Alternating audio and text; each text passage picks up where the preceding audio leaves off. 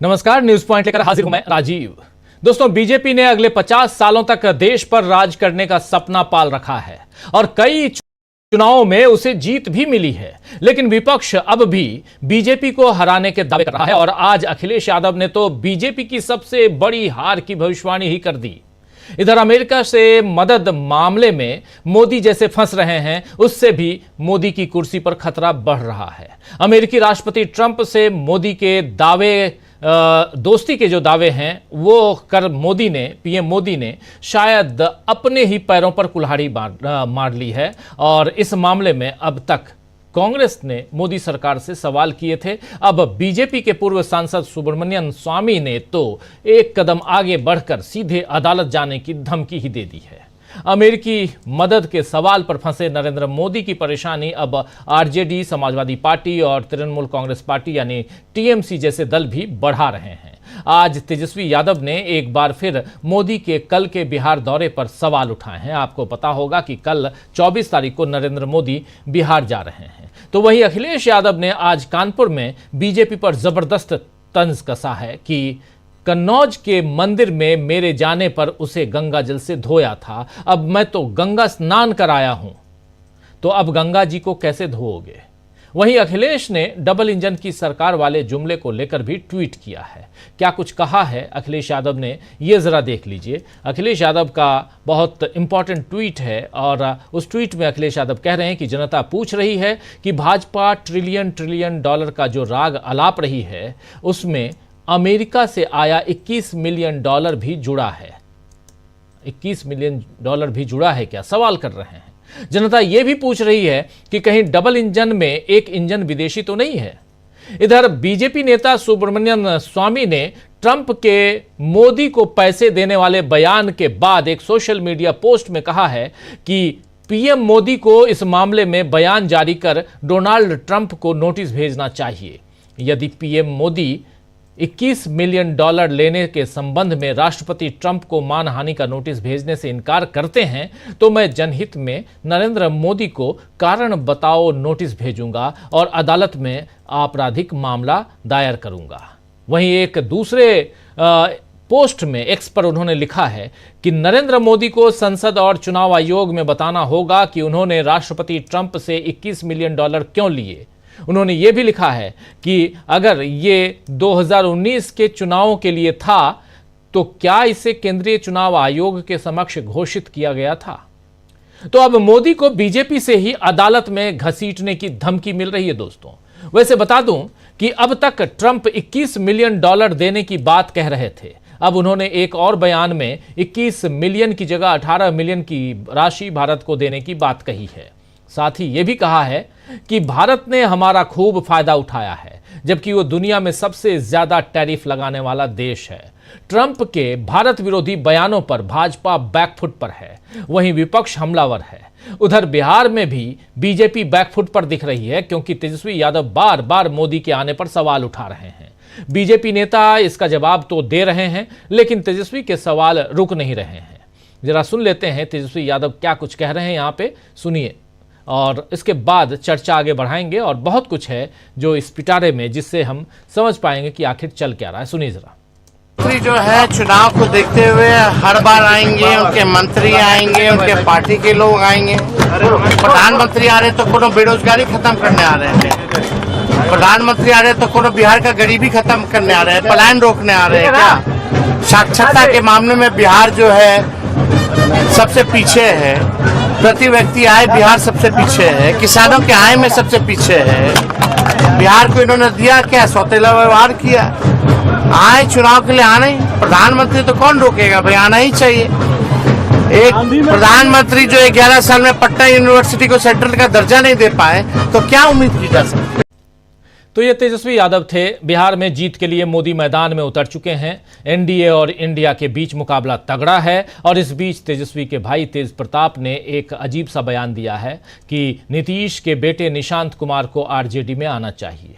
अब निशांत राजनीति में आएंगे या नहीं, लेकिन बिहार में इस वक्त रोचक बयानबाजी का सिलसिला शुरू हो गया है। निशांत के बारे में तेजस्वी यादव ने भी कहा था कि वो जेडीयू में आए तो शायद नीतीश की पार्टी बच जाए। खैर, बिहार में चुनाव से पहले राजनीतिक बयानबाजी तेज है और इधर आज अखिलेश यादव ने बीजेपी की हार को लेकर बड़ा दावा किया है। आइए सुनते हैं अखिलेश यादव ने कहा क्या है, सुन लीजिए जरा।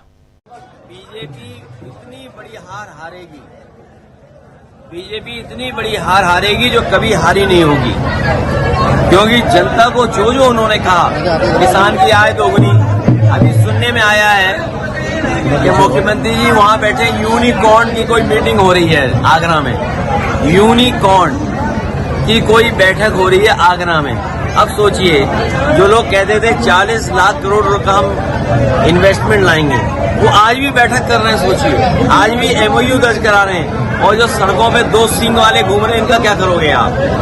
भाई, सड़कों पे जो 2 सींग वाले घूम रहे हैं, इसके लिए कोई रास्ता है इनके पास क्या नहीं है? सरकार ने गड्ढा मुक्त किया है, कानपुर देहात में रिपोर्ट लगाई। तो बीजेपी हारेगी या जीतेगी ये तो वक्त बताएगा, लेकिन जहां बीजेपी जीत रही है वहां भी मुश्किलें बढ़ रही हैं। आज दिल्ली की बीजेपी सरकार के बहाने तृणमूल कांग्रेस के नेता सांसद शत्रुघ्न सिन्हा ने मोदी को खूब घेरा है। आइए जरा सुन लीजिए क्या कह रहे हैं यहां शत्रुघ्न सिन्हा। तो नहीं कह सकता, अभी तो वेट एंड वॉच करना पड़ेगा, लेकिन ये मामला इतना आसान भी नहीं दिखता है। उन्होंने कॉम्पिटिटिव पॉलिटिक्स में केजरीवाल तो बहुत अच्छे से मैनेज कर सकते थे, उन पर लोगों को बहुत विश्वास था कि वो कर देंगे, क्योंकि इसके पहले बहुत सारी बातें उन्होंने कही थी, करके पूरी की उन्होंने। जैसे कि बिजली की बातें की, पानी की बातें की, बहुत सारी बातें जो उन्होंने कहा किया। अब इन्होंने कहा, हमारे माननीय प्रधानमंत्री जी, हमारे मित्र नरेंद्र मोदी जी ने कहा, इस बार कोई फेस थे वो भारतीय जनता पार्टी के, और बार बार दिल्ली में कह रहे थे कि एक मोदी की गारंटी, इस बार फेस के अलावा मोदी की गारंटी पर बार बार हैमर कर रहे थे। और मोदी की गारंटी तो लोगों को देखना होगा कि पहले भी उन्होंने बहुत सारी गारंटी दी थी। 15 लाख हर घर में पहुंचाने का वादा किया था, 2 करोड़ लोगों को नौकरी देने का वादा किया था, किसानों की आमदनी डबल करने का वादा किया था, किसानों के हर मांग को पूरा करने का वादा किया था।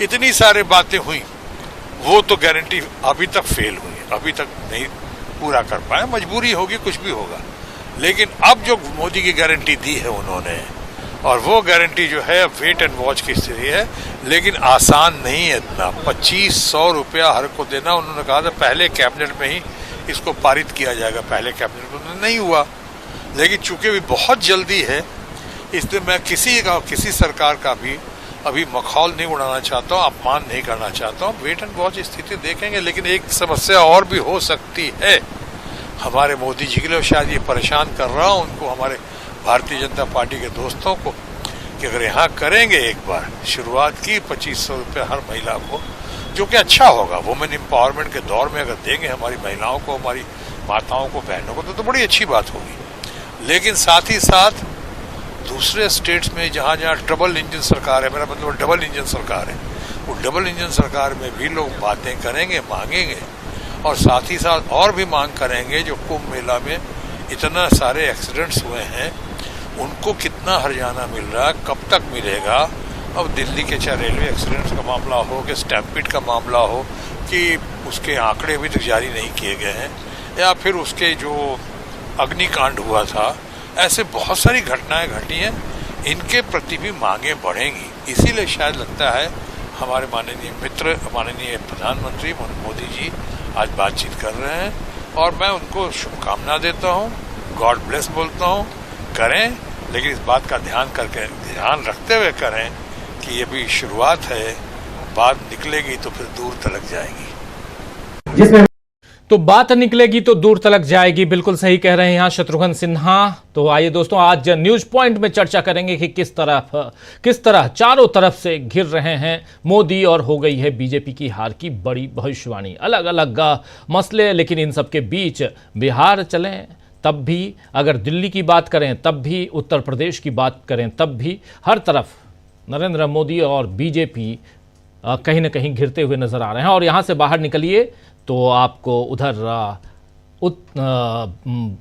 डोनाल्ड ट्रंप यानी अमेरिका से भी नरेंद्र मोदी के लिए अच्छी खबर नहीं आ रही। इसी बीच एक खबर ये भी आई है कि वहाँ से जो अवैध प्रवासी हैं, सो कॉल्ड अमेरिका के हिसाब से, उसका एक जत्था, एक लॉट फिर आ चुका है इंडिया। उस पर भी चर्चा करेंगे। हमारे साथ कुछ वरिष्ठ साथी जुड़े हुए हैं, पहले उन सबसे आपका परिचय करवाता हूं। कैसे हो गई है बीजेपी की हार की बड़ी भविष्यवाणी, इसकी चर्चा हम करेंगे। हमारे साथ जयशंकर जी जुड़े हुए हैं। जयशंकर जी, आपका स्वागत करता हूं। प्रेम कुमार जी जुड़े हुए हैं, एक लंबे अंतराल के बाद राहुल लाल भी जुड़ गए हैं। राहुल लाल जी, आपका स्वागत है। और अमलेंदु उपाध्याय जी, आपका भी स्वागत है। आप चारों का स्वागत इस्तकबाल आप तमाम दोस्त साथी शुभचिंतक आप सबका जो अब तक जुड़ चुके हैं उनका भी, जो जुड़ने वाले हैं उनका भी।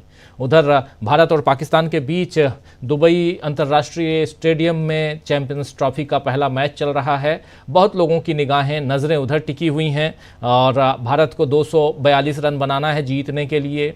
भारत की अभी पारी स्टार्ट हुई है, शुरुआत हुई है। और इधर हम लोग अंदर खाने जो मैच चल रहा है, यानी हिंदुस्तान के अंदर पार्टियों के बीच, उसकी चर्चा कर रहे हैं। और इसमें अखिलेश यादव ने जो बात कही है बहुत महत्वपूर्ण कही है। चाहे उधर तेजस्वी यादव के बयान को भी सुनिए आप। राहुल गांधी तो उत्तर प्रदेश जाकर एक अलग ही तीर छोड़ के आ गए हैं और कई निशाने पर हैं वहाँ पे, वो साफ दिखाई देता है। हमारे साथी जयशंकर जी उत्तर प्रदेश में हैं, वो और बेहतर बताएंगे। लेकिन पहले प्रेम कुमार जी आपके पास आना चाहता हूँ। प्रेम कुमार जी, नरेंद्र मोदी अब चुनावी सभा में जाने लगे हैं, ये दिख रहा है, मतलब चुनाव की तैयारियां करने लगे हैं। क्या बिहार में ये भी सुगबुगाहट है कि पहले चुनाव करवा लेंगे? ऐसी कोई खबर है क्या आपके पास? और अगर पहले चुनाव करवाते हैं बिहार में तो क्या उसके लिए सत्तारूढ़ दल तैयार है? और निशांत कुमार यानी नीतीश कुमार के बेटे का अचानक पदार्पण क्या कहलाता है या क्या कहता है? इससे वहां की बिहार की सियासत में, देश की सियासत में, नीतीश कुमार और उनकी पार्टी की सियासत में क्या कुछ नजर आता है आपको फेरबदल? शुक्रिया राजीव जी। बिहार में पहले चुनाव हो, ये नीतीश कुमार जी की हमेशा से चाहत रही है। ये इंडिया गठबंधन में रह करके भी इस सवाल को उठा रहे थे कि बिहार में पहले चुनाव हो जाए, लेकिन लालू प्रसाद जी नहीं मान रहे थे। जब ये एनडीए में गए तब भी उन्होंने यही बात कही थी कि बिहार में पहले चुनाव करा लिया जाए, लोकसभा के साथ करा लिया जाए, और तब भी उनकी बात बीजेपी ने नहीं मानी थी। लेकिन परिस्थिति ऐसी रही कि नीतीश कुमार को मन मारकर रहना पड़ा। अब जो बिहार में समय से पहले चुनाव कराने की बात हो रही है, वो नीतीश कुमार की मर्जी नहीं है, ये बीजेपी की मर्जी है जो उन पर थोपी जाने वाली है। क्योंकि नीतीश कुमार अंदर जो सीटों का बंटवारा है उसको लेकर के बड़ी बैठक करना चाह रहे हैं, मोदी शाह से मिलना चाह रहे हैं, लेकिन उनको टाइम ही नहीं मिल रहा है बात करने के लिए मोदी शाह से। तो उसका कारण यह है कि बीजेपी थोड़ा ज्यादा समय खिसकाना चाहती है और बाद में सीटों का जो तालमेल है, जिसमें नीतीश कुमार को चाहिए कि बराबरी के स्तर पर हम चुनाव लड़े। तो 243 सीट है तो कम से कम 110 सीट, 115 सीट हमें मिले, बाकी जो आप अपना कोटा से अपने लोगों को बांटिए। इस तरह की नीतीश कुमार की तरफ से ऑफर है जिसको बीजेपी मानने को तैयार नहीं है। तो अगर सीटों के मामले में बराबरी नहीं होती है तो कैसे इसको किया जाए? तो समय को टाला जाए, अचानक चुनाव घोषित कर दिया जाए, उन पर अपने सीटों का प्लान, जो बीजेपी का प्लान है, वो उनको मानने के लिए बाध्य किया जाए, उनके साथ मीटिंग ही नहीं की जाए, आखिरी समय में मीटिंग की जाए। ये सारी चीजें बीजेपी का प्लान है। लेकिन नीतीश कुमार इस ऐसी असमंजस वाली स्थिति में सियासत नहीं करते हैं। आप जानते हैं कि वो समय से पहले निर्णय लेते हैं। उनको इंडिया गठबंधन का चेहरा नहीं बनाया गया तो वो छोड़कर चले गए। उस तरह से वो उनको क्लैरिटी चाहिए। तो एक बार फिर नीतीश कुमार और लालू प्रसाद जी के बीच में, तेजस्वी यादव जी के बीच में एक जबरदस्त चल रहा है अंदर खाने। और हाल में जो कल परसों की जो खबर है उसमें बहुत करीबी नीतीश कुमार के उन्होंने तेजस्वी यादव के साथ में मीटिंग की है, 2 बार की है। तो करीबी मतलब करीबी अफसर, सरकारी अफसर की बात कर रहा हूं। तो सरकारी अफसर तेजस्वी यादव के साथ में मीटिंग कर रहे हैं जो नीतीश कुमार के करीबी हैं। इसके बाद कुछ घटनाएं जो नीतीश कुमार हमेशा संशय में रखते हैं, दिल्ली के मुख्यमंत्री के शपथ ग्रहण में नहीं आना और वहां पर ललन सिंह जैसे व्यक्ति का दिखना, जो आमतौर पर नीतीश कुमार की जो पॉलिटिकल पॉलिसी है उसके अगेंस्ट में निर्णय बात बोलते रहे हैं। तो नीतीश कुमार ये अब भी ये दिखा रहे हैं कि हम इंडिया गठबंधन में जा सकते हैं, और ये फिर से सीरियसली ये बातें शुरू हो गई हैं। तो इसलिए बिहार में चुनाव पहले कराने का फैसला नीतीश कुमार का नहीं, बीजेपी का होगा, ताकि चौंकाया जाए और नीतीश कुमार को वक्त न मिले कि पॉलिटिकली वो संभले। इस कारण से बिहार में पहले चुनाव होने के आसार नजर आ रहे हैं। और उसके हिसाब से आप देखें तो नरेंद्र मोदी का दौरा होना, केंद्रीय मंत्रियों का लगातार जाना, ये सारी चीजें जो होने लगी हैं, तो समझ लीजिए कि चुनाव आ गया है। क्योंकि बीजेपी का यही तरीका है, जिस स्टेट में चुनाव होता है वहां नरेंद्र मोदी के, अमित शाह के, जेपी नड्डा के, दूसरे मंत्रियों के दौरे लगने शुरू हो जाते हैं और तेजी से शुरू होते हैं। वो बिहार में चूंकि दिखने लगा है, इससे साफ पता चलता है कि वो बिहार में समय से पहले चुनाव कराने की पूरी तैयारी जो है कर ली गई है। जी बिहार में चुनाव क्या पहले होगा, ये एक बड़ा सवाल है और उसकी संभावनाओं को हम टटोलने की कोशिश कर रहे हैं। और ऐसा क्यों? इसलिए क्योंकि ये लगातार हम देख रहे हैं कि अलग अलग नेता और अभी से बिहार के दौरे पे हैं। कल देश के प्रधानमंत्री नरेंद्र मोदी भी बिहार पहुंच रहे हैं और इससे पहले राहुल गांधी ऑलरेडी 2 बार पहुंच चुके हैं।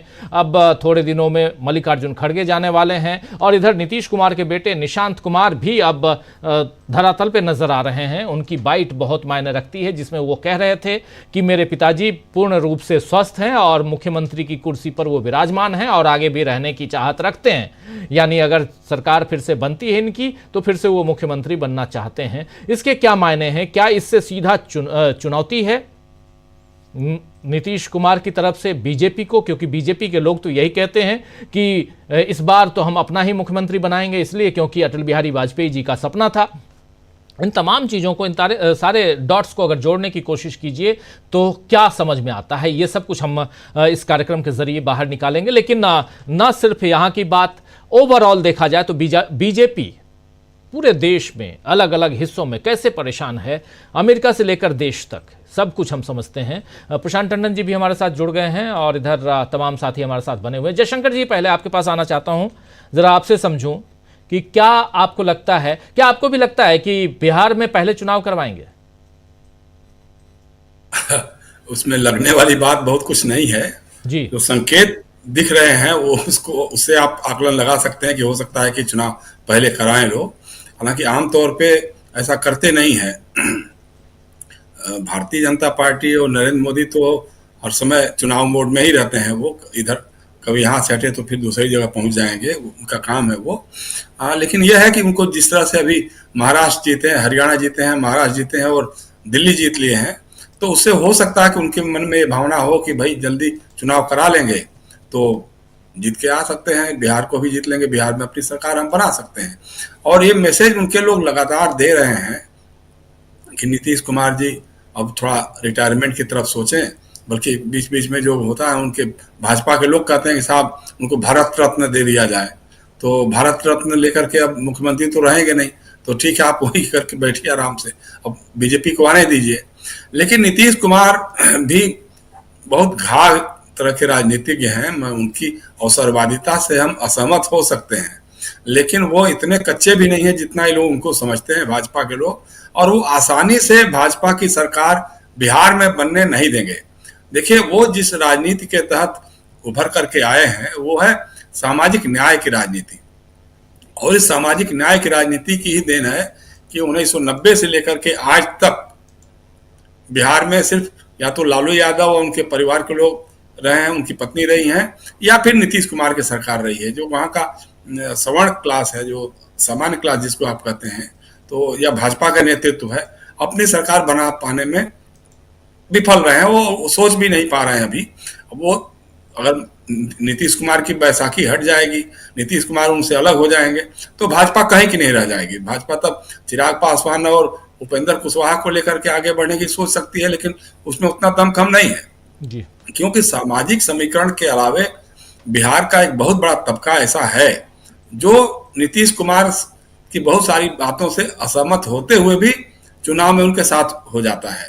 तो वो देखते हुए बीजेपी इतनी जल्दी से वो नहीं कर पाएगी। और हालांकि भाजपा के नीतीश कुमार की पार्टी जनता दल यू के संसदीय दल में तकरीबन आधा दर्जन ऐसे लोग हैं जो भाजपा के मुहाने पे ही खड़े हैं, लेकिन आधा दर्जन से बात बनने वाली नहीं है। उसके लिए तो कम से कम 2 दर्जन चाहिए थे लोग, 1 दर्जन सांसदों का समर्थन चाहिए अगर दल बदल विधेयक को पार करके अगर भाजपा में जाना हो तो ऐसी हालत में अगर नीतीश कुमार ने समर्थन वापस कर लिया तो सरकार मोदी जी की सरकार पे आंच आ जाएगी। तो ये सारी इतनी जटिलताएं हैं कि इन जटिलताओं को देखते हुए बीजेपी आज नीतीश कुमार से सीधे कन्फ्रंट करने की हैसियत में नहीं है। अब दूसरी बात जैसे है, राजीव जी आपने अभी अमेरिका के बारे में, ट्रंप के बारे में कहा, मतलब एक देश का राष्ट्रपति 1 हफ्ते में इतनी बार झूठ बोल सकता है। कभी वो कहता है कि हमने इनको इतना दिया, कभी कहता है इनको इतना दिया, कभी उसका हमारा, अच्छा उससे बड़ा मूर्खतापूर्ण हमारा मीडिया है देश का, वो उसी पे जो कहता है उसी पे अपना शुरू हो जाता है, अभियान शुरू होता है कि राहुल गांधी बताएं, कांग्रेस बताएं। दूरदर्शन जैसे जो सरकारी मीडियम है उस पर जिस ढंग से समाचार दिखाए गए या जिस तरह के विश्लेषण दिखाए गए, वो शुरू में कि साहब वो कांग्रेस ने पैसा लिया और उससे लेकर के उन्होंने इतना अभियान चलाया और मोदी को अपदस्थ करने की बात आई। अब जब ट्रंप ने कहा है कि नहीं साहब वो तो मोदी को पैसा दिया था, तब से सबकी सिट्टी पिट्टी गुम है, कोई कुछ बोल नहीं पा रहा है। दूसरी बात यह है कि जितना बेइज्जत हो सकते थे हमारे प्रधानमंत्री, उससे ज्यादा बेइज्जती हुई हमारे देश की और हमारे देश के प्रधानमंत्री की इस बार की यात्रा को लेकर के।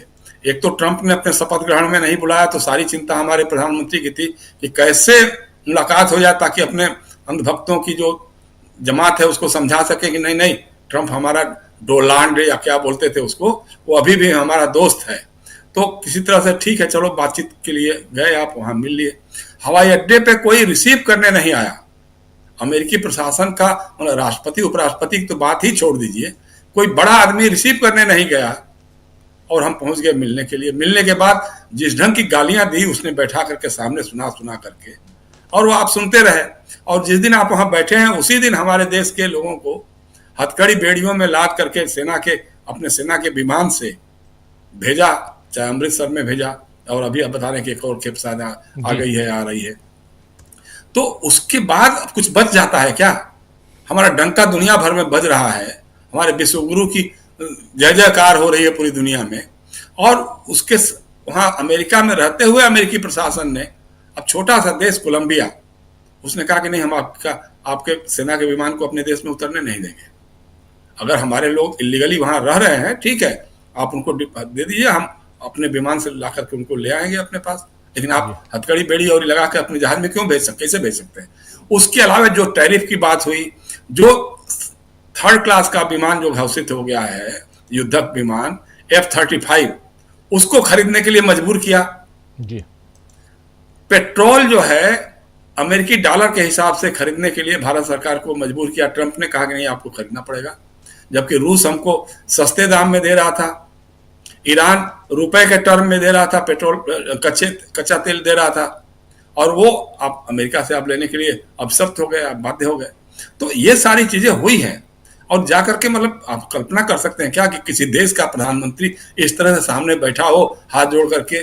कोई तमिल पत्रिका है आनंद विक्टन, उसने कोई कार्टून छापा, उसको शायद वो हटवा दिया है, बैन करने की कोशिश कर रहे हैं लोग, जिसमें लिखा है कि साहब वो ट्रंप बैठा है और मोदी को जकड़ियों में बेड़ियों में कैद करके उनके सामने बैठाया हुआ है। तो ये हालत हो गई है, लोग ये सोच रहे हैं आपके बारे में, और आप करेंगे आप 50 साल तक सत्ता करेंगे, शासन करेंगे, 50 साल तक सरकार चलाएंगे। अरे भाई आप 50 साल के 500 साल कहिए, उसमें क्या दिक्कत है? 500 साल भी मुगलों की सल्तनत रही है इस देश में, तो आप करिए। लेकिन खुद को जो खुदा समझने की आपकी जो ये हो गई है, तो उसके बारे में 2 ही लाइन है कि तुझसे पहले भी एक शख्स यहाँ तख्त नसी था, उसको भी खुदा होने का इतना ही यकीन था। तो बड़े बड़े खुदा बनते बनते लोग कहाँ से कहाँ पहुंच गए। तो ये बात भी भाजपा के लोगों को याद रखना चाहिए। और बिहार इस बार टेढ़ी खीर तो साबित होने वाली है। अगर कांग्रेस, राष्ट्रीय जनता दल और वाम दल मिल करके ईमानदारी के साथ गठबंधन करें, और ईमानदार गठबंधन को आगे बढ़कर के चुनाव की राजनीति में उतरे, चुनाव अभी हो या 6 महीने बाद हो, मुझे लगता है कि भाजपा और जनता दल यू कॉम्बिनेशन या एनडीए के लिए उतना सहज नहीं हो पाएगा जितना जितना पिछली बार हो गया था। जी राजीव जी, बिल्कुल आप सही कह रहे हैं। क्या बिहार में पहले चुनाव होगा, एक बड़ा सवाल ये भी है कि आखिर उधर उत्तर प्रदेश में क्या चल रहा है। राहुल गांधी जाते हैं उत्तर प्रदेश और वहां सीधा निशाना साधते हैं, कहते हैं, निशाना न कहें बल्कि एक बयान, बहुत ही वाजिब बयान उनका, कि मायावती अगर साथ आती तो फिर बात कुछ और होती। लेकिन दूसरी तरफ अखिलेश यादव कह रहे हैं कि मैं तो अब गंगा नहा के आ गया।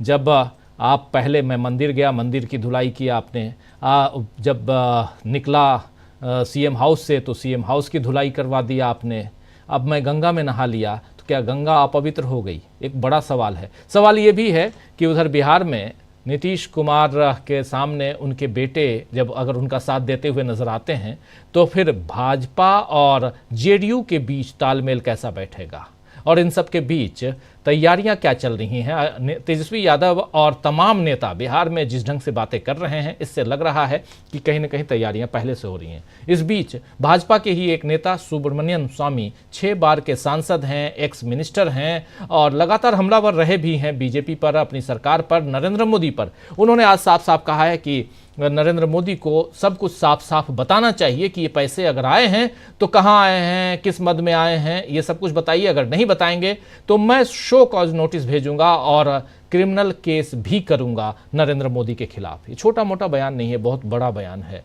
अब अगर अमेरिका के राष्ट्रपति कह रहे हैं, ये कल भी हम लोग बात कर रहे थे, अमेरिका के राष्ट्रपति कह रहे हैं कि ये पैसा नरेंद्र मोदी को हमने दिया है, तो फिर वो क्या झूठ बोल रहे हैं? एक बार नहीं, सामने वाला 3-3 बार झूठ बोलेगा? ये भी सवाल है। प्रशांत टंडन जी, आपके पास आना चाहता हूं, फिर राहुल लाल जी हैं, अमलेंदु उपाध्याय जी हैं, सबके पास आता हूं। प्रशांत जी, कैसे देखते हैं आप इधर बिहार से लेकर यूएसए यानी अमेरिका तक की में नरेंद्र मोदी की सियासत? देखिए, यूएस एड पे बहुत बातें हो चुकी हैं, सेकेंड राउंड में करूंगा जी, लेकिन अभी इस राउंड पे मैं बात करूंगा कि जो अभी बात हो रही थी कि अमेरिका जाने में जल्दबाजी क्यों की, जो जयशंकर जी कह रहे थे, तो वो जल्दबाजी क्यों की उसके बारे में बात रखूंगा। लेकिन पहले बिहार की बात कर लेते हैं। देखिए, बिहार में मोदी जी का कुछ चीजें समझते हैं हम लोग। एक सबसे पहली चीज, इलेक्शन अब कराएं, कल कराएं, 6 महीने बाद कराएं, ऑन शेड्यूल कराएं। वो जरूर चाहते होंगे कि कुंभ मेला के जो पूरा एक यूफोरिया डेवलप हुआ उसको इनकैश कर लें, इसके पहले कि वो खत्म हो जाए। लेकिन उनको बिहार के चुनाव के पहले नीतीश कुमार की समस्या का हल निकालना होगा, यानी नीतीश कुमार के नेतृत्व में ही चुनाव होगा, ये तय करना होगा। ये तय करेंगे तो बीजेपी का वर्कर को दिक्कत आएगी। बीजेपी की अपनी वहां पे कोई लीडरशिप खड़ी नहीं हो पाई।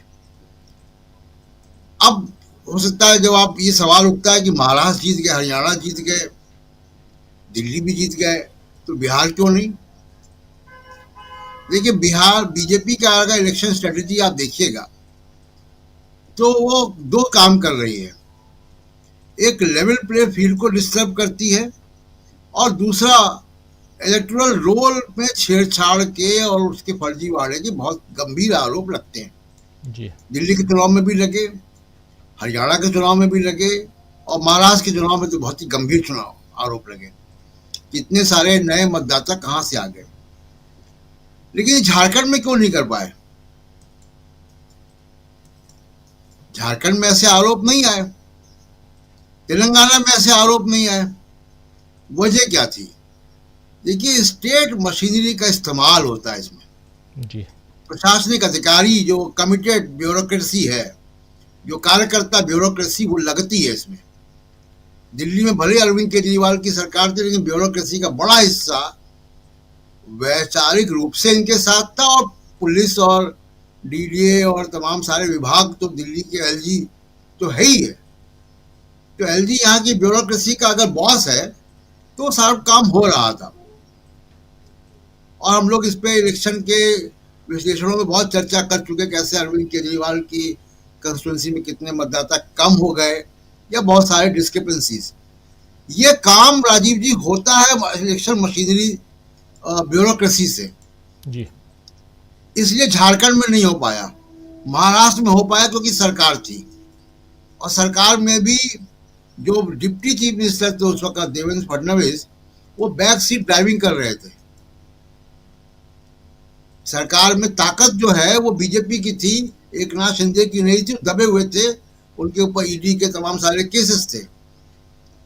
अब हरियाणा में ये कर लेते क्योंकि सरकार थी, लेकिन तेलंगाना में नहीं कर पाते क्योंकि तेलंगाना बीआरएस की सरकार थी। तो तेलंगाना में चुनाव हुआ तो वो लेवल प्ले फील्ड डिस्टर्ब नहीं हुई, इलेक्टोरल रोल के सवाल नहीं आए। अब सवाल उठता है कि क्या बिहार की ब्यूरोक्रेसी में बीजेपी का इतना पेनिट्रेशन है जितना कि उसके लिए संभव हो कि ये सब चीजें कारीगरी कर पाए? मुझे लगता है कि नहीं है, बावजूद इसके कि बीजेपी के डिप्टी सीएम है वहां पे जी। इसलिए क्योंकि अगर नीतीश कुमार, जो बिहार के बारे में लोग जानते हैं, आप उनसे पूछिएगा, अभी भी बात आई थी, नीतीश कुमार के पास ब्यूरोक्रेट्स का एक ग्रुप है, वही उनके पॉलिटिकल एडवाइजर हैं। तो वो ब्यूरोक्रेसी को साथ में लेकर चलते हैं नीतीश कुमार। तो वहां पे बड़ा मुश्किल होगा बीजेपी के लिए कर पाना। मैं कह नहीं सकता अभी कि कितना कर पाएंगे, लेकिन जो बीजेपी की रणनीति है कि लेवल प्ले फील्ड करो, इलेक्टोरल रोल और इन सब चीजों में वो करो, फिर चुनाव में जाओ, ये चीजें बीजेपी के लिए थोड़ा सा मुश्किल मुझे अभी ऐसा लगता है। अब जहां तक मुद्दों की बात है, देखिए बीजेपी बिहार में इलेक्शन सामाजिक न्याय के मुद्दों पर होगा जी। कास्ट सेंसस, कास्ट सर्वे जो नीतीश कुमार ने कराया उसको वो खुद डिफेंड नहीं कर पा रहे हैं। अब बीजेपी अगर ये सोचे कि नीतीश कुमार को किनारे लगा के उनकी पार्टी को तोड़ ले, उनकी पार्टी के नेताओं को अपने पास मिला ले, एमपीज को डरा दें, ये भी मुश्किल काम है, क्योंकि जेडीयू में नीतीश कुमार ही है जिनका आधार है जी। वो केसी त्यागी नहीं कर सकते वो काम जो नीतीश कुमार करते हैं। तो जो गुडविल, क्रेडिबिलिटी, कनेक्ट मासेस से वो नीतीश कुमार का है, वो बीजेपी के, वो जेडीयू के दूसरे नेताओं का उस तरीके का नहीं है। तो ये सब समस्याएं हैं जो बीजेपी के लिए समस्या होगी कि बीजेपी को डील करना, और सबसे बड़ी फैक्टर कि नीतीश कुमार को डील करना है। अब जहां तक बात आती है अमेरिका की, देखिए अमेरिका में ट्रंप कैसी समस्याओं में घिरे हुए हैं, एक लंबी चर्चा का विषय है। अभी हम देख रहे हैं कि उनके जो काश पटेल हैं एफबीआई के डायरेक्टर चुन लिए गए जी, उनमें और एलन मस्क में झगड़ा हो गया और पब्लिकली झगड़ा हो गया। तो वो सब बातें मैं सेकेंड राउंड में करूंगा, लेकिन मोदी जी को जल्दी क्यों किया उन्होंने, जल्दी का घाटा क्या हुआ? देखिए इस बार ट्रंप दूसरे एजेंडा के साथ आए जी। मोदी साहब और उनके एडवाइजर्स उसको डीकोड नहीं कर पाए कि इस बार ट्रंप इस्लामोफोबिया या दूसरे एजेंडा के साथ नहीं आए हैं, ट्रंप का एजेंडा दूसरा है। पिछली बार उनको हिलेरी क्लिंटन से कम वोट मिला था, पॉपुलर वोट, उनको सारे के सारे स्विंग स्टेट के वोट नहीं थे, उनका कांग्रेस सीनेट में मेजॉरिटी नहीं थी, समहाउ जीत गए थे। इस बार ट्रंप के पास सारे स्विंग स्टेट हैं, पॉपुलर वोट में ज्यादा है, कांग्रेस में 3 की मेजॉरिटी है लेकिन मेजॉरिटी है, सीनेट में मेजॉरिटी है, यानी लोअर हाउस में मेजॉरिटी है और सीनेट में मेजॉरिटी है। ये बड़ा रेयर है। तो ट्रंप की जो जीत है इस बार वो चारों तरफ की जीत है। तो ट्रंप इस वक्त बहुत पावरफुल है।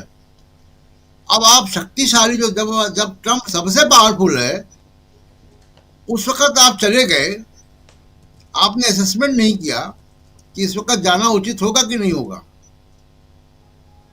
और इस वक्त ट्रंप का जो फेस चल रहा है, अगर आप रोज खबरें देखें, रोज हेडलाइन देखें, रोज उनके ट्वीट देखें एलन मस्क के और ट्रंप के, तो आपको लगेगा कि बिल्कुल वो रोलर कोस्टर बैठे हुए हैं झूले पे, रोज धनाधन दिन भर में 10 ऑर्डर आ रहे हैं, वो बैठ के व्हाइट हाउस में साइन कर रहे हैं। ये जल्दबाजी किस बात की है?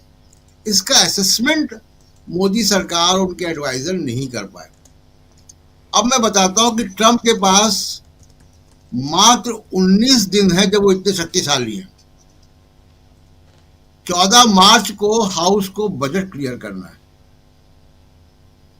और सरकार के पास अगर उन्होंने रोक दी ग्रांट तो सरकार के पास पैसा नहीं होगा। अमेरिका में ये कई बार हो चुका है कि वहां पे विवाद हो जाता है कांग्रेस और सेनेट और प्रेसिडेंट हाउस के बीच में और वो ग्रांट रुक जाती है। रिपब्लिकन पार्टी में भी बहुत सारे लोग हैं जो रोकना चाहते हैं इसको। बात करते हैं प्रशांत जी, आप सेकंड राउंड में बता रहे थे, इस पे आते हैं तो ज़रा विस्तार से बताइएगा।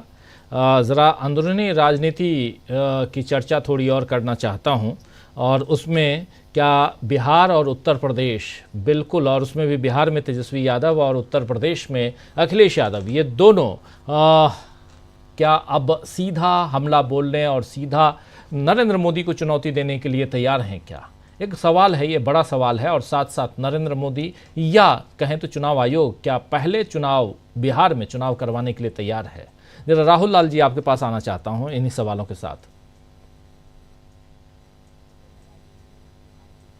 आ रही है हम लोगों को, अगर हम लोग देखें तो चुनाव पहले कराने के जो कयास भारतीय जनता पार्टी की तरफ से चल रहे हैं, चुनाव आयोग की तरफ से चल रहे हैं, इसको नीतीश कुमार जी ने भी भाप लिया है।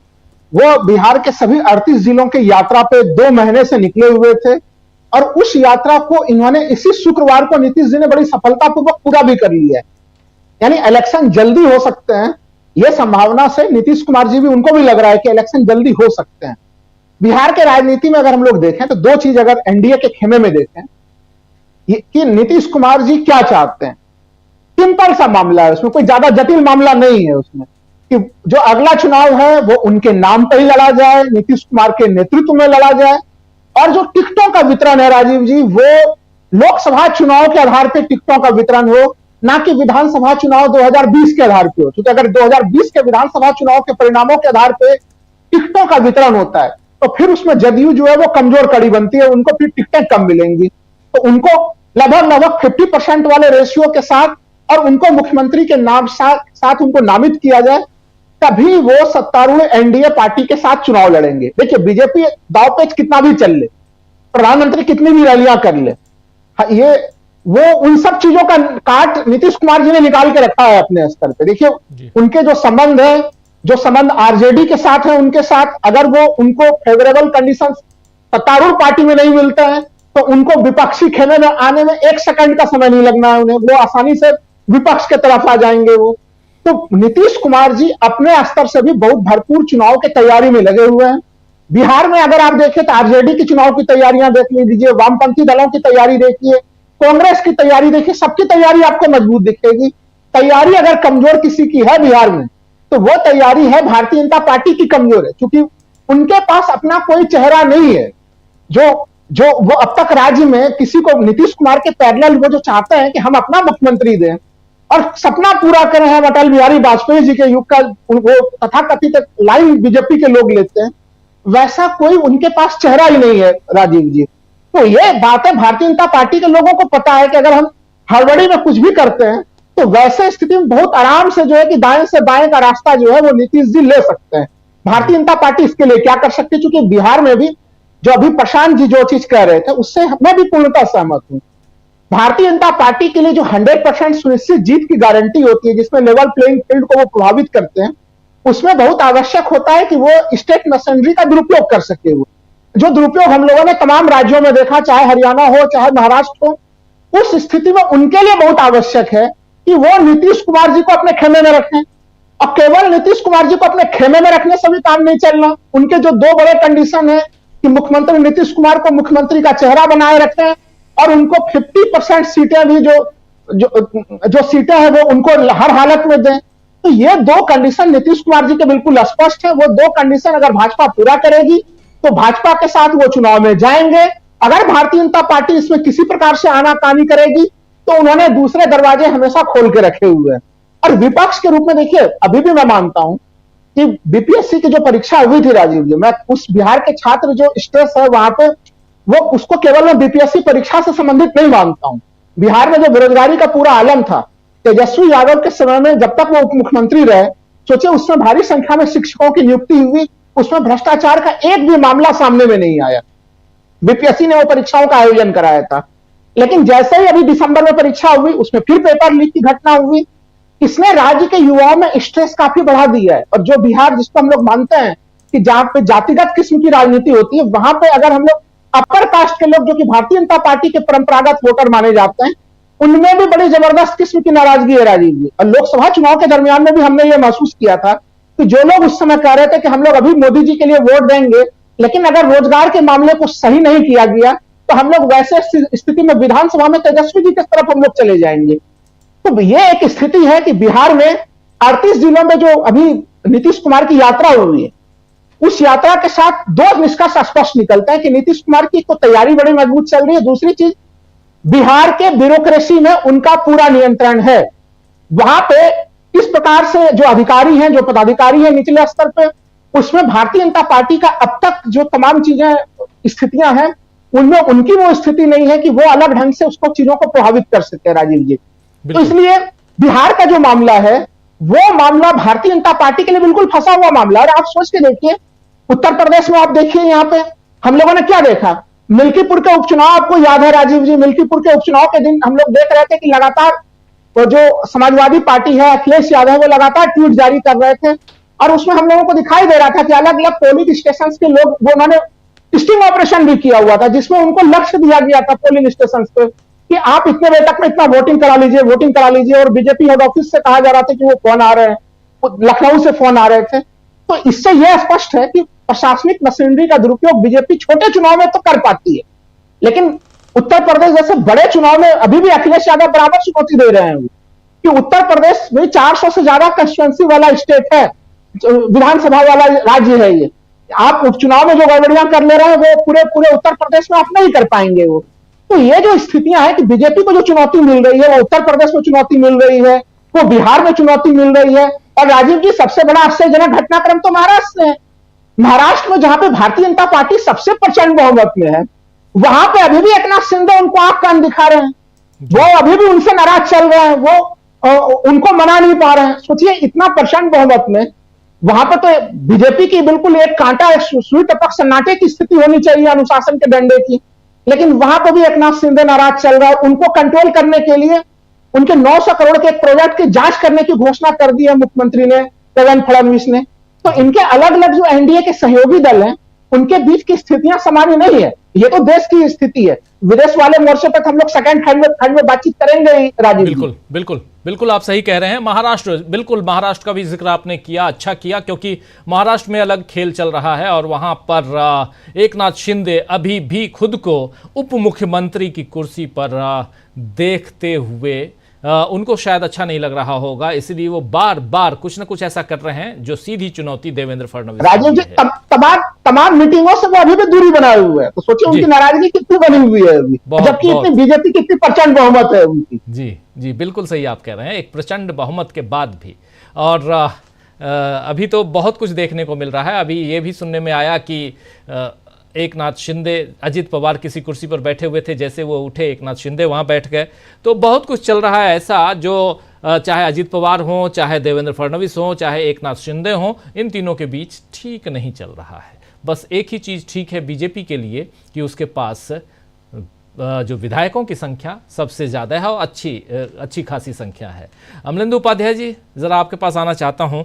हिंदुस्तान, भारत की जो अंदरूनी राजनीति है, उसमें भी अब सबसे ज़्यादा चर्चा बिहार की होगी, बिल्कुल, लेकिन उसमें निशांत कुमार की एंट्री, इसके क्या मायने हैं? इसका मायने राजीव जी सीधा सीधा है कि नीतीश कुमार जयललिता नहीं बनेंगे, ये सीधा सीधा इसका मायने है। और जनता दल यू में कोई पनीर सेल्वम और पलानी स्वामी नहीं होंगे, और जनता दल यू में कोई शशिकला भी नहीं होंगी। ये सीधा सीधा संकेत जो है वो दिल्ली को एक तरीके से दे दिया गया है कि निशांत कुमार जी स्वस्थ भी हैं, मुख्यमंत्री बनने के लिए फिर से तैयार भी हैं, उन्हीं के नेतृत्व में चुनाव लड़ा जाएगा और सरकार बनेगी तो मुख्यमंत्री भी नीतीश कुमार होंगे, निशांत कुमार जी के पिताजी होंगे। ये संकेत साफ तौर पर दे दिया गया है राजीव जी। इसका सीधा सीधा मतलब यही है। चूंकि जिस तरीके से AIADMK के साथ जो कुछ हुआ, और वो सब बातें पर्दे के पीछे की बहुत सी बातें होती हैं, तो उसी तरह की चीजें JDU में भी करने की कोशिशें शायद की जा रही थी, ऐसा प्रतीत होता है। और ये अच्छा है राजीव जी कि निशांत कुमार मैदान में आ गए हैं। नीतीश कुमार जी ने जिंदगी भर बात की, परिवारवाद के खिलाफ की, और अभी जब उन्होंने छोड़ा था इंडिया गठबंधन उससे पहले भी परिवारवाद के खिलाफ बात की थी।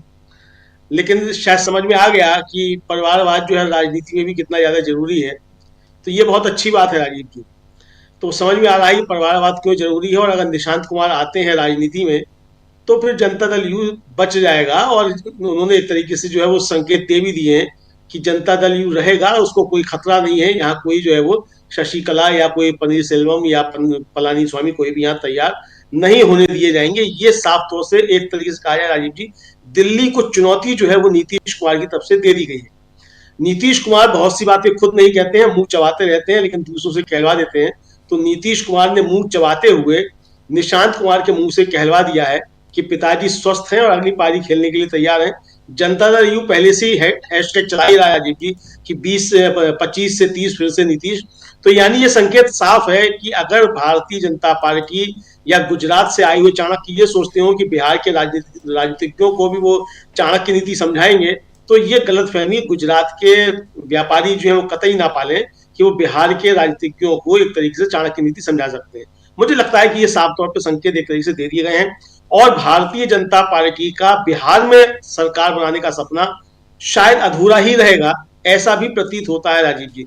अब जहां तक बात यह है कि नीतीश कुमार के साथ अधिकारी हैं और क्या है, इसमें कोई शक नहीं है कि नीतीश कुमार के पास लगातार एक जो है टीम रहती है अधिकारियों की। और आप देखिए कि नीतीश कुमार जब नंबर 2 का अपना कोई चुनते हैं तो कोई ना कोई अधिकारी एक तरीका होता है, चाहे वो पवन वर्मा का नाम चला हो, चाहे वो बीच में RCP सिंह रहे हो, आप कोई मनीष वर्मा सुने जाते हैं। यानी अधिकारी जो है वो बहुत सारे उनके उसमें रहते हैं, वो एक तरीके से पार्टी उनकी चलाते हैं।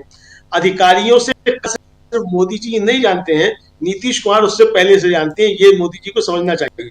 मोदी जी तो एस जयशंकर को विदेश मंत्री बना देते हैं, हरदीप सिंह पुरी को ले आते हैं, अल्फांस है क्या वहां के केरल वाले उनको ले आते हैं, इस तरीके से करते हैं। अच्छी बातें हैं, राजनीतिज्ञों को RK सिंह को ले आते हैं, VK सिंह को ले आते हैं। लेकिन नीतीश कुमार जो है वो बिना राजनीति में लाए हुए भी काम लेना जानते हैं। संजीव हंस उनके बड़े नजदीकी समझे जाते हैं, और उनके नजदीकियों पे ED के शिकंजे भी कसे जाने लगे हैं। ये सारी चीजें हैं। तो इसका मतलब राजीव जी कि बिहार में चीजें बहुत दिलचस्प होने जा रही हैं, और एक तरीके से कहा जाए कि जो समझा जा रहा था कि भारतीय जनता पार्टी जब वो निगल लेगी जनता दल यू को, वो परिस्थितियां पैदा नहीं होने दी जाएंगी कि जनता दल यू को भारतीय जनता पार्टी निगल जाए। बाकी अब चुनाव में कौन किसके साथ जाएगा वो सब समय तय करेगा, क्या परिस्थितियां बनती हैं, भारतीय जनता पार्टी की तैयारियां क्या होती हैं, क्या भारतीय जनता पार्टी ही अब नीतीश कुमार की सरकार गिराएगी। हालांकि नीतीश कुमार तो बार बार कहते रहते हैं कि हम अब कहीं नहीं जाएंगे, तो लेकिन कहीं नहीं जाएंगे पर भरोसा भारतीय जनता पार्टी कितना करती है।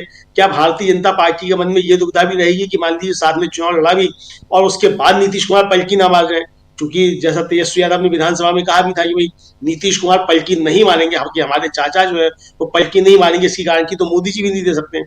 तो मोदी जी अभी कैसे गारंटी दे देंगे नीतीश कुमार कहीं नहीं जाएंगे। हालांकि नीतीश कुमार जो कई बार कह चुके हम कहीं नहीं जाएंगे, अब इधर ही रहेंगे। तो लेकिन जिस तरीके से निशांत कुमार ने जो ऐलान किया है कि पिताजी स्वस्थ हैं और फिर से उनको मुख्यमंत्री बनाइए, ये संकेत साफ दे दिया गया है कि गलतफहमी जो है वो दिल्ली पटना के बारे में कुछ न पाले। पाटलिपुत्र और दिल्ली के बीच राजीव जी लड़ाई चल रही है जी। पाटलिपुत्र की लड़ाई यानी बिहार की लड़ाई, और बिहार की लड़ाई में कौन बाजी मारेगा ये तो जब चुनाव की घोषणा होगी, रिजल्ट सामने आएंगे तब पता चलेगा। लेकिन उससे पहले बहुत कुछ वहाँ होता हुआ दिखाई दे रहा है। दूसरी तरफ आप देखिए तो महाराष्ट्र में भी बहुत कुछ हो रहा है, और उधर उत्तर प्रदेश में भी हलचल मची हुई है। आना चाहता हूँ एक बार प्रेम कुमार जी आपके पास फिर, और ज़रा नरेंद्र मोदी के ऊपर कोई दबाव दिखाई देता है क्या? आज मध्य प्रदेश में थे, 2 दिन की यात्रा पर मध्य प्रदेश में हैं, कल मध्य प्रदेश से ही वो बिहार जाएंगे और पूरा फोकस बिहार पे है। और इस बीच राहुल गांधी की राजनीति, और उसमें भी संविधान हाथ में लेकर राहुल गांधी का जय बापू, जय भीम, जय संविधान के नारे और ऐसी रैलियां हो रही हैं। अब कांग्रेस पार्टी ने 8 और 9 तारीख को अहमदाबाद में महाधिवेशन की घोषणा भी कर दी है। 8 और 9 अप्रैल को अहमदाबाद में कांग्रेस का महाधिवेशन होगा। यानी कांग्रेस अपनी तैयारियां कर रही है, जैसे कांग्रेस ने बताया भी है कि ये साल उसके लिए संगठनात्मक रूप से उसको मजबूत करने का साल है। लेकिन क्या आपको लगता है कि वो चुनौती देनी थी, जैसे दिल्ली में अगर फेयर इलेक्शन की बात करें, थोड़ी देर के लिए भूल जाएं कि इलेक्शन में कहीं कुछ गड़बड़ हुआ है, थोड़ी देर के लिए ये भी भूल जाएं कि जो बात उधर डोनाल्ड ट्रंप कह रहे हैं कि $21 मिलियन हमने दिए वोटर टर्नआउट को बढ़ाने के लिए, नरेंद्र मोदी जी मुझे क्या मिला, अमेरिका को क्या मिला, अगर इस बात को भी भूल जाइए थोड़ी देर के लिए, तो क्या लगता है यहाँ पर कि कांग्रेस खासकर, क्योंकि सबसे बड़ी पार्टी विपक्षी दल की पार्टी है इसलिए कह रहा हूँ, वो यहाँ अपने आप को मजबूत करती हुई दिखाई देती है? जी राजीव जी, दो पहलू हैं। कांग्रेस एक पहलू है, दूसरा नरेंद्र मोदी एक पहलू है, और कांग्रेस में राहुल गांधी पहलू है। तो पिछला जो समय बीता है 2 साल का, उसमें सिर्फ एक संविधान की किताब हाथ में लेकर राहुल गांधी ने चुनाव बदल दिया, ये बात सबके सामने है। और पानी जो बदलता है, अचानक पानी का रंग बदल जाता है, वो वाला क्षण जो है अब आता दिख रहा है, क्योंकि अब सवाल राहुल गांधी के उठाने से नहीं, कुछ सवाल तो अपने आप उठकर चस्पा हो रहे हैं नरेंद्र मोदी पर।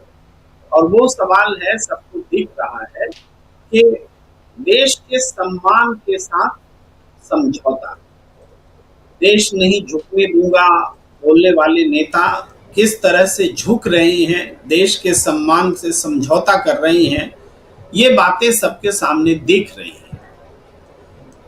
तो ये चीज बिहार के चुनाव में किस रूप में पहुंचती है, ये अभी देखा जाना बाकी है।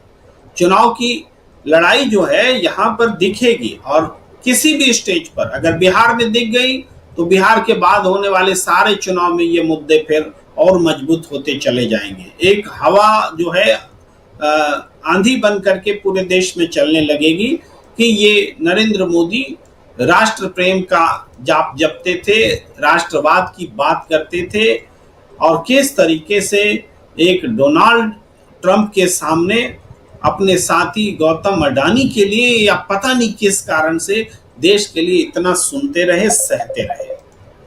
ये बात दिखेगी और आगे स्पष्ट होगी, राजनीति में महत्वपूर्ण है।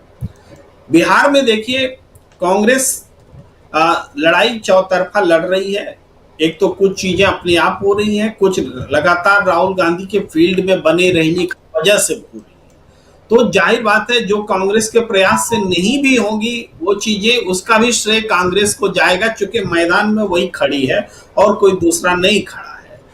बिहार में कृष्णा अल्लावरू के रूप में जो व्यक्ति कांग्रेस ने चुना है, वो एक नया प्रयोग है, और जाते के साथ उन्होंने पार्टी में एनर्जी भरी है।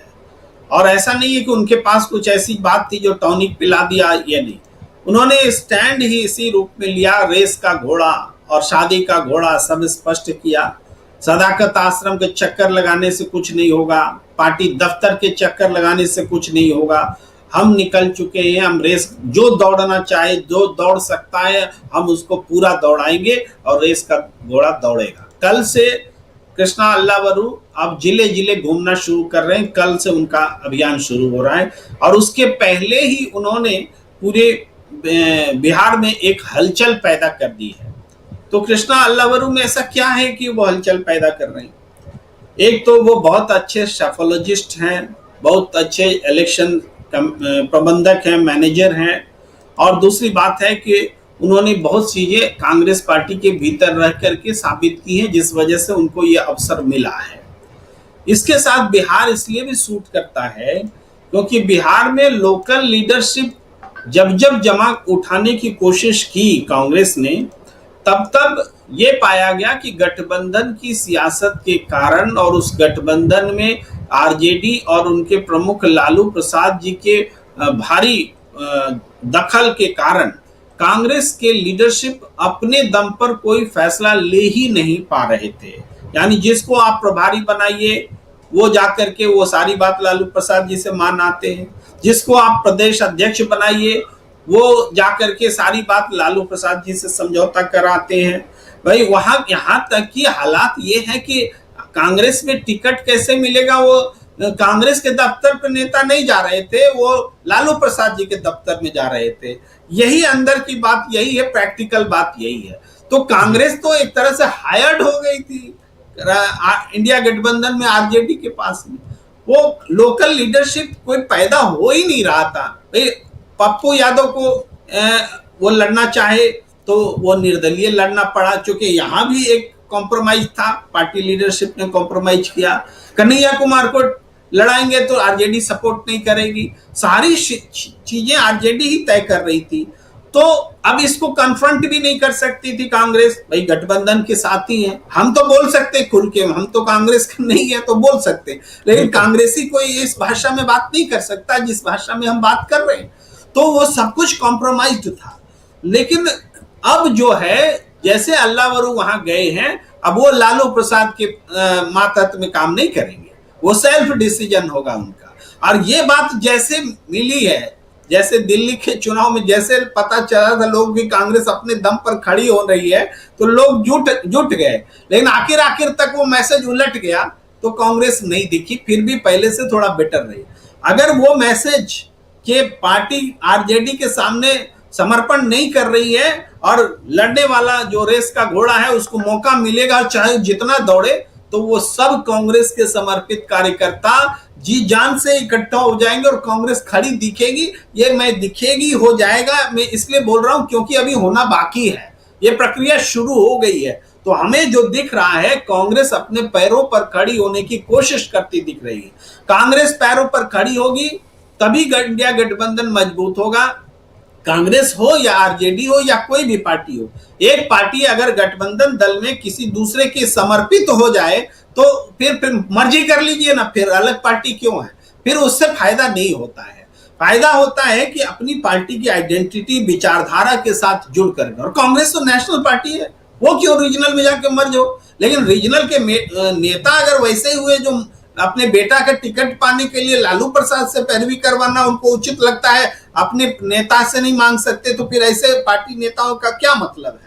तो ये सारी चीजें हुई हैं और बिहार में तेजी से कांग्रेस ने जो कदम बढ़ाया, आप देखेंगे कल के बाद से ही देखेंगे, अल्लाह कृष्णा अल्लाहवरू से में हमको वो तेज दिख रहा है, वो बात दिख रही है जो हो सकता है कभी चाणक्य में चंद्रगुप्त में दिखा होगा, चाणक्य को चंद्रगुप्त में जो दिखा होगा वो हमें दिख रहा है कि देश की जनता की नजर में कृष्णा अल्लाहवरू है वहां पर, तो वो परिवर्तन आपको नजर आएगा। जी, एक मजबूत पारी खेलने की कोशिश में यहाँ कांग्रेस पार्टी आपके हिसाब से लग रहा है कि बिहार में वो उतर चुकी है, क्या कहेंगे प्रशांत टंडन जी? आप कुछ बात उधर माफ़ी चाहूँगा अमेरिका की भी कर रहे थे और थोड़ी सी बात इधर बिहार की भी। कृष्णा अल्लाहवरू कौन है और इन पर इतनी उम्मीदें क्यों, जैसे प्रेम कुमार जी कह रहे हैं, क्यों कांग्रेस इतनी उम्मीद पाल कर बैठी है, या उम्मीद क्यों करे वो कांग्रेस पार्टी?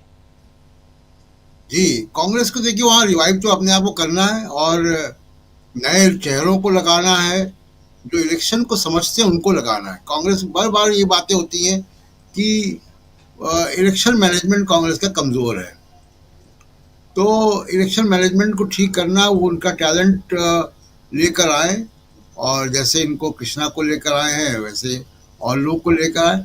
मैं तो ये कहता हूँ कि कांग्रेस पार्टी के अंदर एक प्रॉपर डिपार्टमेंट एक होना चाहिए जो सिर्फ दिन रात इलेक्शन की तैयारी करे।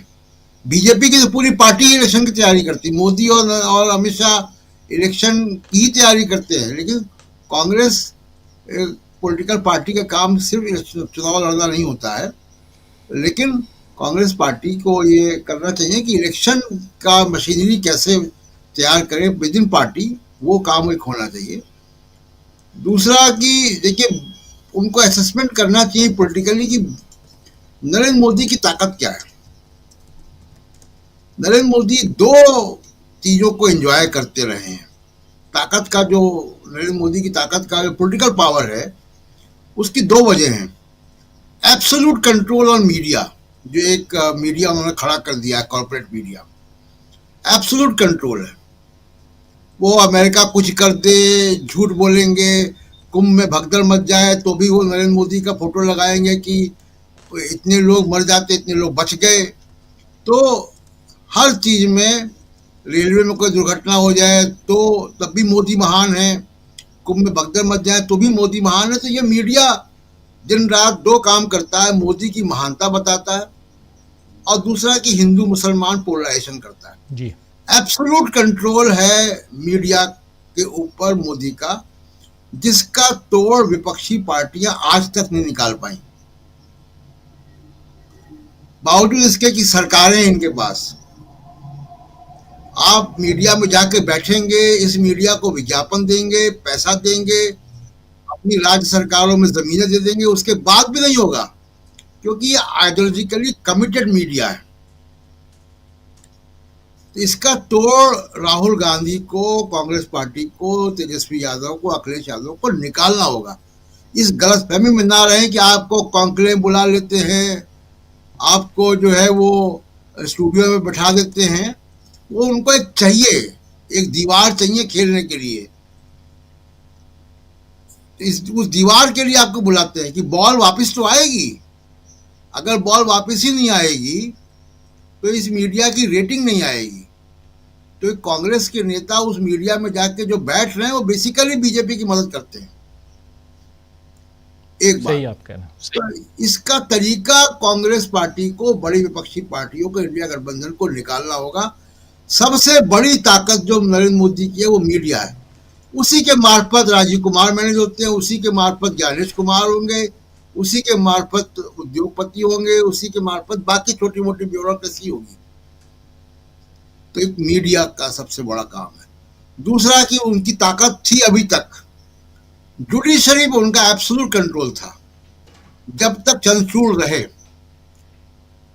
और चंद्रचूड़ को केवल सीजीआई के वक्त की बात मत कीजिए। चंद्रचूड़ जब सुप्रीम कोर्ट में थे तो भी वो डेजिग्नेटेड सीजीआई थे। सारे जजेस को मालूम था कि ये चीफ जस्टिस बनेंगे और इनका कार्यकाल लंबा रहने वाला है। तो बिना चीफ जस्टिस बने भी वो ताकत उनके पास थी। तो चंद्रचूड़ के बाद का जो सुप्रीम कोर्ट है वो वैसा नहीं है। थोड़ी सी पकड़ मैं कहूंगा कि नरेंद्र मोदी की वहां पे ढीली हुई है, उसका एडवांटेज उठाना चाहिए पॉलिटिकली। इन दो चीज पे अगर आप ध्यान देंगे तो आप नरेंद्र मोदी को पॉलिटिकली जवाब दे सकते हैं, वरना वो मीडिया उनके साथ रहेगा और वो गाना गाएगा। अमेरिका की जो बात मैं कह रहा था कि जो अब यहाँ पे बहस होनी चाहिए कि टाइमिंग गलत था उनका जाने का, जो बात मैं कह रहा था टाइमिंग। आपको अब देखिए धीमे धीमे क्या हो रहा है कि ट्रंप के शासनकाल के अंदर कॉन्ट्राडिक्शंस पैदा हो रहे हैं। काश पटेल को लाए, रिपब्लिकन ने उनके खिलाफ वोट किया, ट्रंप की पार्टी ने उनके खिलाफ वोट किया, बावजूद उसके उनका कंफर्मेशन हो गया। अब उनमें और एलन मस्क में झगड़ा हो गया। झगड़ा किस बात का हुआ कि एलन मस्क ने पूरे अमेरिकन ब्यूरोक्रेसी को मैसेज भेज दिया कि आप हर हफ्ते बताओ कि आपने क्या किया, वरना आपको सैक कर देंगे। उसको ब्लॉक कर दिया एफबीआई में। अमेरिका में ये बातें हो रही हैं कि सीआईए का जो एजेंट है वो क्या बताएगा उसने क्या किया। बिल्कुल।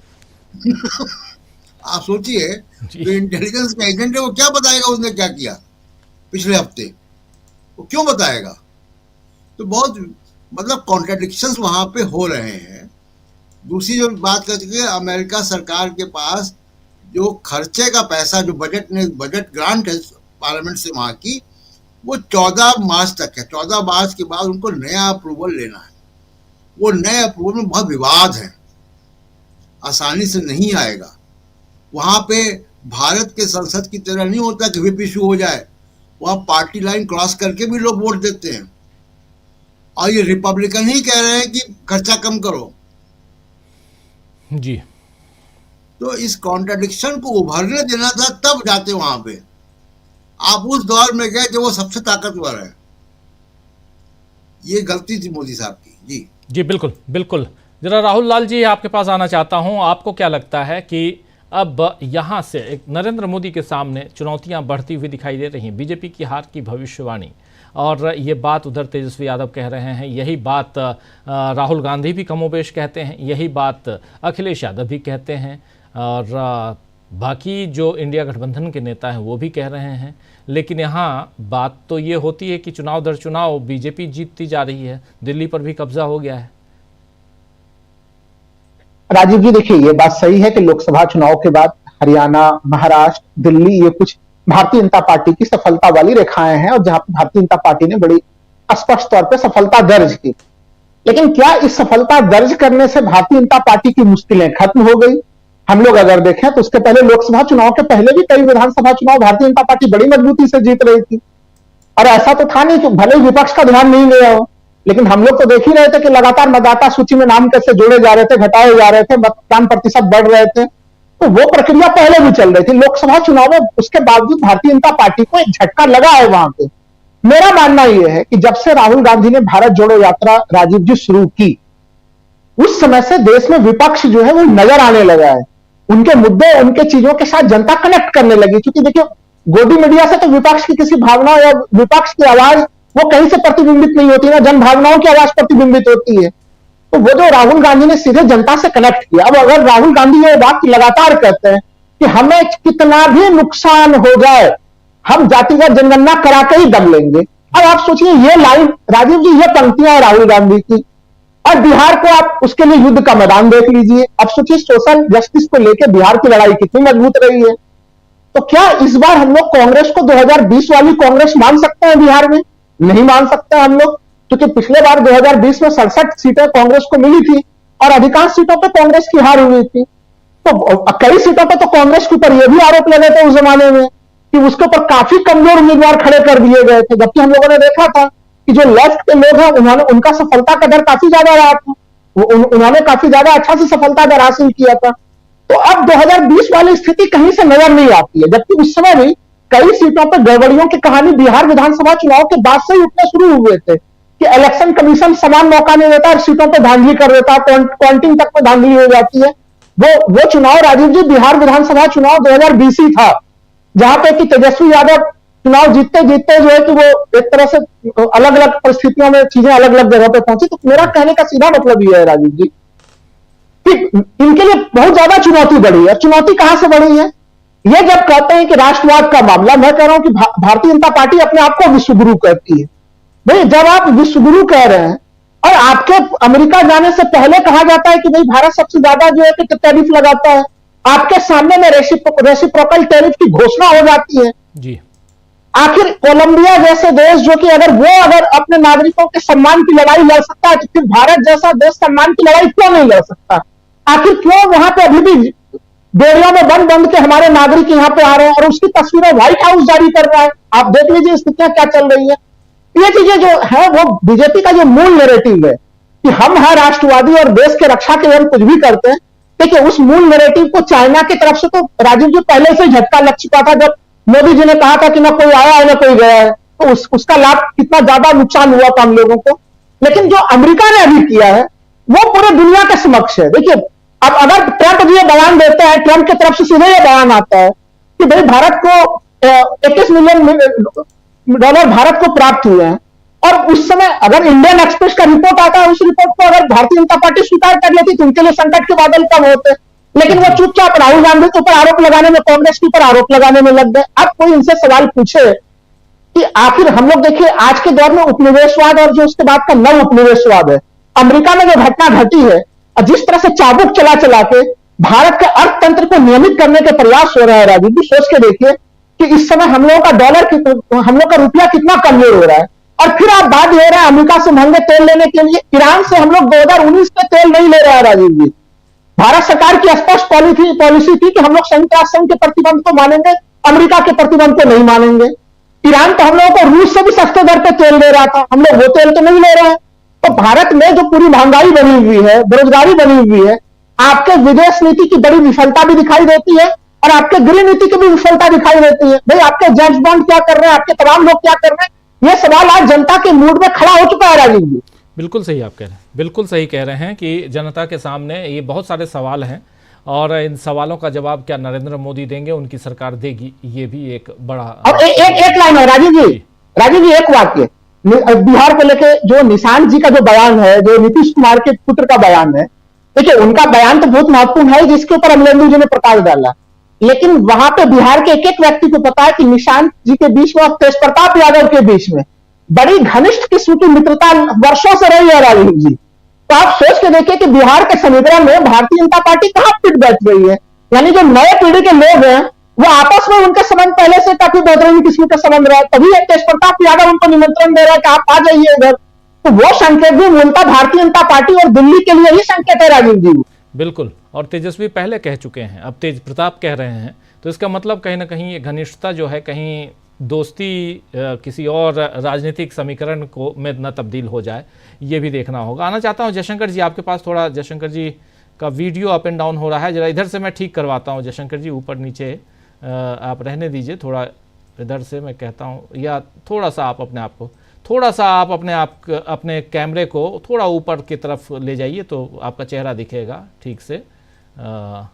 हाँ जी, ज़रा आपसे समझना चाहता हूँ जयशंकर जी, क्लोजिंग कमेंट के रूप में, यहाँ बहुत इंपॉर्टेंट है कि एक तरफ अमेरिका से लगातार हमला हो रहा है, डोनाल्ड ट्रंप सीधे अब तो नरेंद्र मोदी का नाम लेके बात कर रहे हैं, और इधर जो अब सियासी गोटियां फिट हो रही हैं उसमें नरेंद्र मोदी के लिए आने वाले समय थोड़ी सी तकलीफ शायद बढ़ जाएगी, ऐसा लगता है आपको?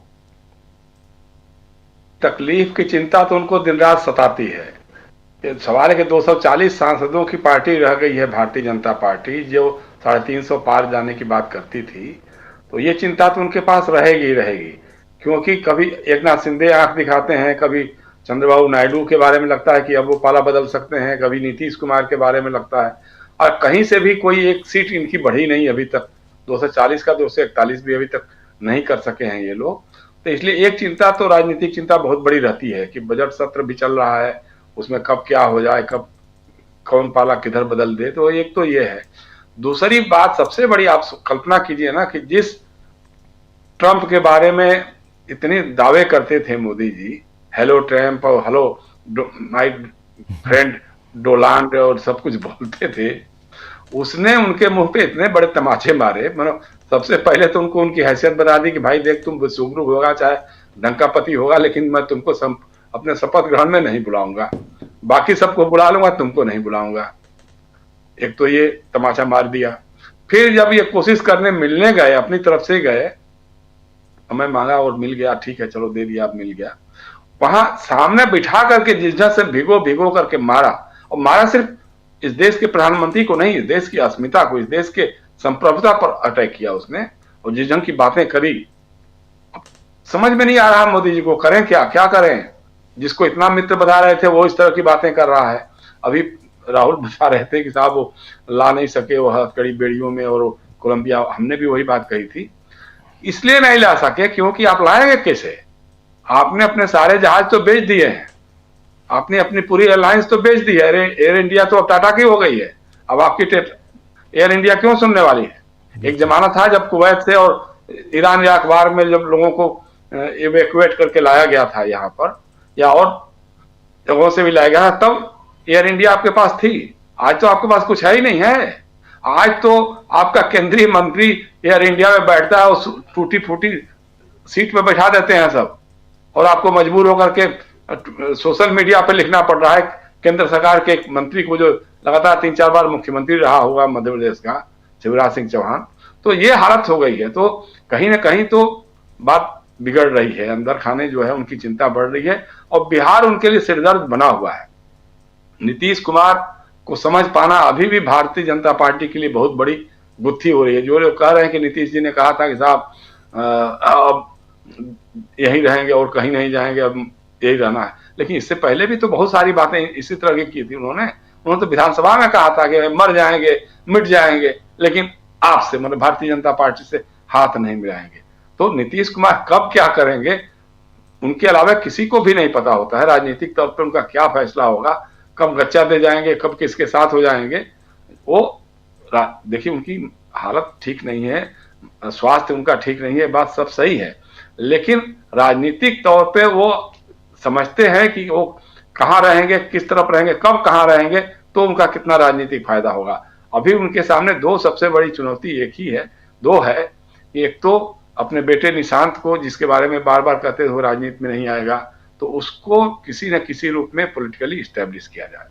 दूसरा ये कि मुख्यमंत्री बनने का एक रिकॉर्ड कायम किया जाए पूरे देश भर में, क्योंकि अभी तक जो ज्योति बाबू का रिकॉर्ड रहा है या ज्योति बसु का या और किसी का हो, तो उसके अलावा ऐसा रिकॉर्ड और किसी के पास न दिखाई दे। इसलिए एक टर्म और अगर उनको मिल जाए, अब चाहे उधर से मिल जाए चाहे इधर से मिल जाए, क्योंकि उनको मालूम है कि वो उधर रहेंगे तो भी उनका करेंगे कुछ, इधर आ जाएंगे तब तो फिर कोई बात ही नहीं है, तब तो भारतीय जनता पार्टी नाक रगड़ के रह जाएगी, तब भी नहीं जीत सकती है। क्योंकि जो सामाजिक समीकरण है वो नीतीश कुमार के जनता दल यू और राष्ट्रीय जनता दल और वाम दलों के साथ है, कांग्रेस के साथ है। अगर एकजुट होकर के ये लोग आ गए तो फिर बीजेपी 40-50 सीटों पे जाकर सिमट जाएगी, उसमें बहुत बड़ी बात नहीं है। लेकिन अभी जो हालात हैं, जिस ढंग से बिहार में भी बढ़ी है, समस्याएं बढ़ी हैं लोगों, परीक्षार्थियों में, जो नौजवानों में, इधर प्रशांत किशोर भी लगे हुए हैं, अपने खेल में लगे हुए हैं, उनको कौन फाइनेंस कर रहा है, किसके इशारे पे वो चल रहे हैं, सारा उनका काम हो रहा है, ये लोग भी जानते तो हैं, लेकिन फिर भी वो डेंट कर रहे हैं। अभी 4 विधानसभाओं के जो चुनाव हुए थे उसमें उनको 10% तो वोट मिल गया था, तो कहीं ना कहीं वो भी अपना खेल करेंगे ही करेंगे। अब वो बीजेपी का खेल बिगाड़ेंगे कि बीजेपी के लिए खेल करेंगे, ये समझना अभी बाकी है। लेकिन नीतीश कुमार अभी भी बिहार की राजनीति में मेरे ख्याल से एक अहम किरदार बने रहेंगे। और अगर, जैसे मैं बार बार कह रहा हूं, देखिए कांग्रेस को लोकसभा के चुनाव में विधानसभा के चुनाव की अपेक्षा ज्यादा समर्थन मिला था, अभी जो पिछला लोकसभा चुनाव हुआ था, तो अगर उसके आधार पर, लेकिन अगर अड़ियल रुख अपनाया कांग्रेस ने भी या राष्ट्रीय जनता दल ने भी, ये फार्मूला अगर तय हुआ कि नहीं साहब जो जीतेगा उसको टिकट मिलेगा, चाहे वो आरजेडी का हो, चाहे कांग्रेस का हो, चाहे वाम दल का, तब तो बात चलेगी। लेकिन अगर ये कि नहीं साहब हमको तो इतनी सीटें देनी ही पड़ेंगी, अगर ये चला और गठबंधन टूट गया तो फिर तो मेरे ख्याल से थोड़ा दिक्कत इनके लिए भी रहेगी। लेकिन अभी की तारीख में जो मैं बार बार कहता हूं कि अगर ईमानदारी से गठबंधन हुआ और उस ईमानदारी से उसका पालन भी हुआ, क्योंकि अगर ये दिमाग में हो कि साहब हमारे लोग ज्यादा जीत जाएंगे तो हम कुछ कर लेंगे और उनके लोग हार जाएंगे तो हमारा वर्चस्व बढ़ेगा या हमारी राजनीति तेज होगी, ये सोच थोड़ी सी बदलनी तो पड़ेगी। अगर आपको गठबंधन राजनीति में रहना है तो एक ईमानदारी से उस पर काम करना होगा, अमल करना होगा। और कहीं ना कहीं एक बार मैं बार बार कहता हूं कि इंडिया अलायंस एकजुट दिखना चाहिए। चुनाव में सभी प्रदेशों से जो इनके एलाइज हैं वो एक साथ बिहार में अगर आकर के पटना में रैलियां करें तो एक अलग दिखाई देगा, चेहरा अलग दिखाई देगा। जो चेहरा अभी लोकसभा में दिखाई देता है, संसद में, राज्यसभा में दिखाई दे रहा है, जो मिला जुला, उसी तरह का चुनाव की राजनीति में भी इंडिया अलायंस को एक बार एक साथ बैठना पड़ेगा। भले महाराष्ट्र का कोई लेना देना नहीं, एनसीपी का कोई लेना देना नहीं है, लेकिन बिहार की राजनीति में उनकी राय भी ली जानी चाहिए, करुणानिधि के बेटे स्टालिन का भी लेना चाहिए, राय लेनी चाहिए, और मिलजुल करके कोई एक फैसला होगा। और एकजुट चेहरा अगर दिखाई दिया तो मुझे लगता है कि जो लोकसभा में दुर्गति हुई है भारतीय जनता पार्टी की, उससे बड़ी दुर्गति बिहार में होनी दिखाई देती है। जी राजीव। बिल्कुल बिल्कुल, आप सही कह रहे हैं। बिहार में अभी चुनाव से पहले बहुत सियासत बाकी है, और उससे पहले क्या एक सवाल यहाँ बार बार उठाया जा रहा है, और सवाल ये है कि क्या बिहार में समय से पहले चुनाव होगा, लेकिन उसके अलावा अमेरिका से, फिर इंडिया के, भारत के अलग अलग राज्यों से नरेंद्र मोदी पर जो हमले हो रहे हैं, उससे क्या असर देश की सियासत पे पड़ने जा रहा है, इन सब की बात हम अभी कर रहे थे। बहुत बहुत शुक्रिया जयशंकर जी, आपका बहुत शुक्रिया। प्रशांत जी, प्रेम कुमार जी, राहुल लाल जी, अमलेंदु उपाध्याय जी, आप सबका बहुत शुक्रिया, बहुत धन्यवाद। आप तमाम साथी जो हमारे साथ बने हुए हैं, आप सबका भी शुक्रिया अदा करता हूँ। एक हमारे साथ हैं श्री किरण जे साहब हैं, अनिल वैद्य, सुधीर जोशी, ज्योति जी हमारे साथ हैं, भीम मुर्मू हैं हमारे साथ, एस जैन हैं, और एनोनिमस हमारे साथ हैं। तमाम साथियों, आप सबका बहुत बहुत शुक्रिया अदा करता हूं इस कार्यक्रम में बने रहने के लिए। बहुत कुछ अभी बाकी है। घूमता हुआ आईना, न्यूज़ ऑफ द वीक, वो देखना मत भूलिए। और उसके अलावा भी आज आप